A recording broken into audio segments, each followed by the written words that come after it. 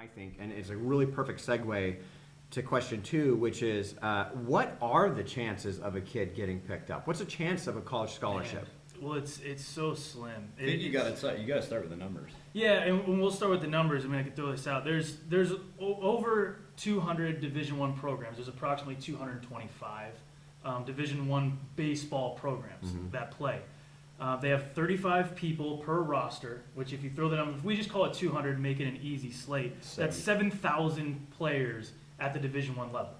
And each 7,000 total rostered between kids, yes, shortstop, second and base, some schools pitchers, keep less than that. Some schools I only like 25 people. That's it. I don't want any more than that. So it's really less than that. But 7,000 roster spots available for kids to play at the Division I level. Only talking there. Each team, a fully funded program, has 11.7 scholarships. Full ride. For a team. Yeah. Full And they can divvy that out however they want. They can give a kid a 50% scholarship. They can give you a 25% scholarship. They can do this. So the chances of getting a scholarship are very slim. Now, what comes along with that is because there's only 11.7, you aren't getting a full ride. You're just not. It's not anymore, yeah. Yeah, it's not the way you build a program. UCLA has been very successful. They have not given out a full ride scholarship since John Savage has been the head coach. Even Garrett Cole didn't get a full ride. I mean, it's just he believes in team, not the individual. So he's going to try to give as many kids as many chances to get a scholarship, but it's so slim. You have to think about how many kids are playing high school. We're talking about 200 Division I programs. There's over 2,000 high schools. I mean, probably I don't even know the probably there's more. Just millions of kids there's playing. There's so many kids playing, and there's kids from other countries. There's well, kids the problem too is that you get kids of different age groups. So you get freshman, sophomore, Yeah. junior, senior spread. So that's 4 different age groups times the number of kids that are playing in America, just in the U.S. Yeah. And that's not including the kids that can come over from Dominican or come over from Japan or any of those other places. Yeah. I mean, you look at it and you say, okay, let's say I did pass out all my Division I scholarships. That's like 2,500 kids that are going to receive full ride Division I scholarship. 2,500 kids in the entire United States, of every school in the United States, is going to receive a Division I scholarship full ride.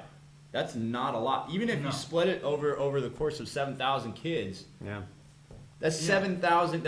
I think they even made a statistic about professional baseball. Is that you have a better shot at winning the lottery, the CA State lottery, than you do making it to the major leagues because of the fact that the CA State lottery is played in CA. Right. It's California. It's not the world. Baseball is a world sport. Australia, Japan, Dominican, Puerto Rico. I mean, the list goes on and on.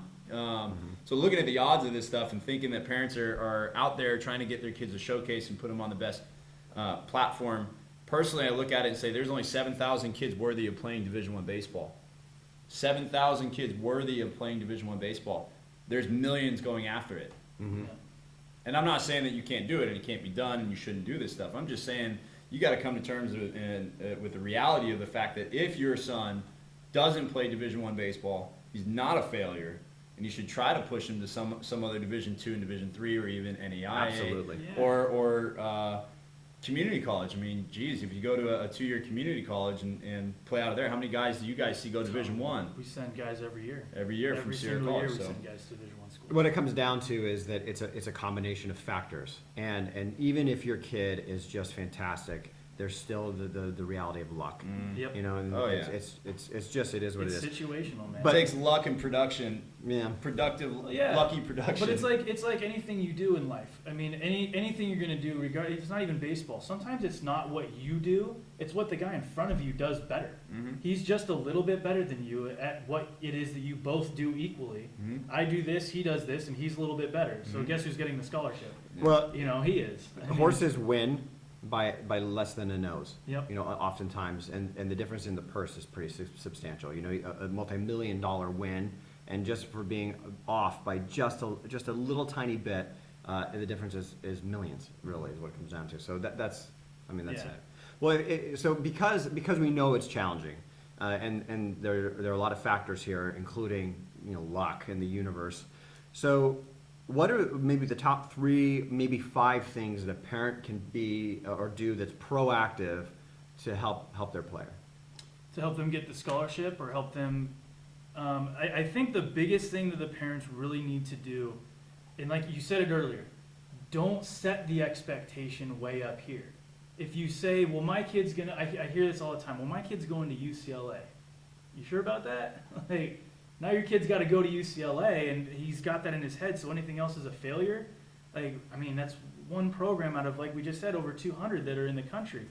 Joe Panic right now, the kid from on the San Francisco Giants who got hurt, was a first-round pick out of St. John's University. Whoever knows where who even knows where St. John's University is? It's in New York, but who knows where it is? First-round draft pick out of St. John's University.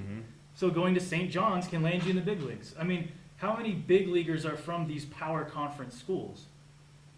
Not a ton. You know, Kyle Schwarber is from the young. I'm just talking young guys. He's a young guy. He went to Indiana. You know, Chris Bryant's from the University of San Diego. You know, these guys are not from these massive schools, but they went to a school where they were wanted, where they were good enough to play at, where they could sometimes be the guy. And so setting the expectation up here where my kid's going to go to a Pac-12 school, we don't have to. We really don't. I mean, we had a kid, Austin Byler at Nevada, who was really good.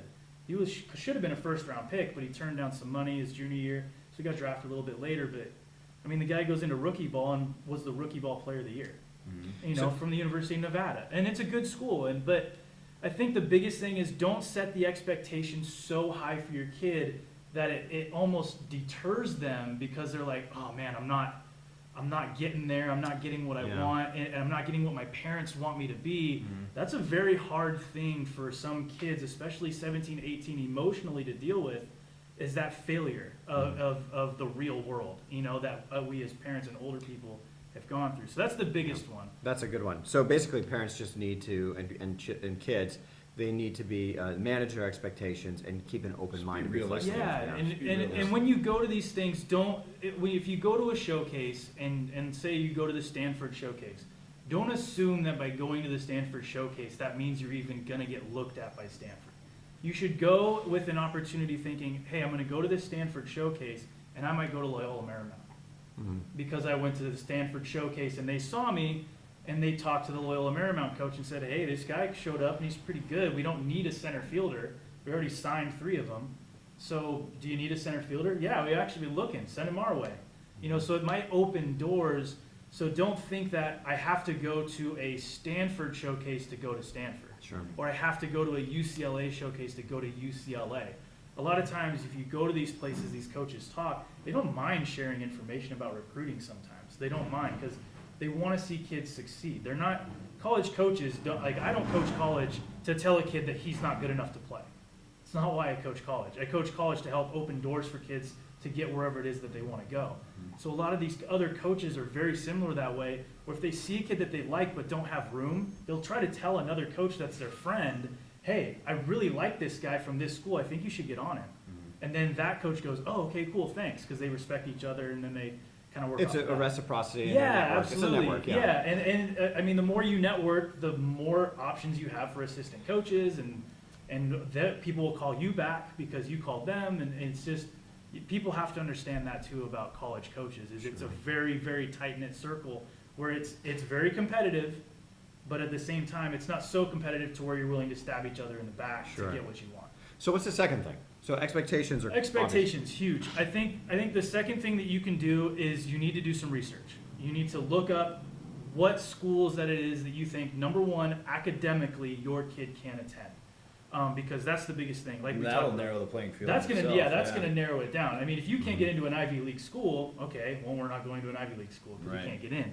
But I would say based off of what your child has done in the classroom, will really kind of narrow down some options. And I'm not saying that if he's a bad student, he can't go somewhere. But it'll help you kind of get a better gauge of what he's going to be able to get to. Colleges, because we talked about it, 11.7 scholarships for a 35-man roster. If you can get academic money, you become an asset to me as a college coach. If you can get good grades and you can get some money from the school academically, especially these privates, USC, Pepperdine, USD, these schools that cost a lot of money, if you can get some of that paid for through your academics, you become a target and instantly become, because I can give you less money athletically and use my 11.7, I can give you 50%, you've gained 50% academic, 50 plus 50 is 100. Sure. You become a full ride student now because of your grades. So I would say really, really focus on your grades. You have to hammer that down. If you need tutors, go get tutors. Find research about these schools. Be proactive in your kids' education over his baseball. Because it's so important. The kids that are bad students fall off. Plus the other side of that too is that the education factor, given these odds, given these numbers that we're looking at as far as the amount of available roster spots for Division I baseball players, it's even smaller when it comes to professional. Baseball is not a viable it's not a viable source for future income, and you can't put all your eggs in that basket. Baseball, for the mass majority, it won't work.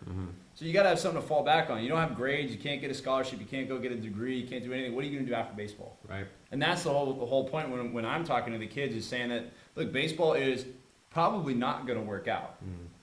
Somewhere along the road, you're going to hit a roadblock, right? Somewhere along the road. I'm not saying that it's not possible. I'm just saying that you have to be prepared for what's after baseball. Because we get a lot of guys that chase this dream that go and they're 28, 29, 30, 31, then no college education. They're making two grand in minor league baseball or independent ball, and that's the quality of life. You know, and it's not an easy quality of life. You can't have a family. You're traveling constantly. Right. You know, there's all sorts of different things that kids don't think about, parents don't think about, and they put all this emphasis on my kid's going to be a pro baseball player. Well, let's get your kid a great education, and if he's lucky enough to reach that opportunity or have that opportunity in front of him, take advantage of it for sure. But that's a big fat if. So let's do something that's a surefire thing. Let's get a college education. Let's focus on the degrees that come with that stuff, and let's set ourselves up for a beneficial future. You never know until you walk out on the baseball field. You can throw one baseball and completely jack your arm up and be done. Was that Zombieland? Like, isn't that rule number 17? Always have Plan B. Yeah, always have a plan B. Always have a Plan B. Rule number 1 is cardio. Yeah, rule number 1's cardio, man. Yep. Got to be able to run. Absolutely, or at least faster than the guy behind you. That's true. That's for sure. So that's good. So Yeah. academics, I believe, are absolutely critical. They really do, but they complete the person as well. You can have a stellar athlete, but if they're ignorant, they're no longer a role model. And I think that's a whole nother segment that we're going to have in our blog is the role model status of the modern day athlete and how that is good and bad for our culture. That's going to be something we're going to address. That's something that I have a good passion for. I really can't wait for that video. So that's great. So we're at managing expectations. We're at academics, and then the third and final thing. The third and final thing. This one sounds so common sense, but it's really the most important thing. It's very overlooked. Let your kid play for himself. Okay? No. Yeah, I mean, I know that. Wait, I gotta live through my kid. I can't coach him and hover. I don't want to be.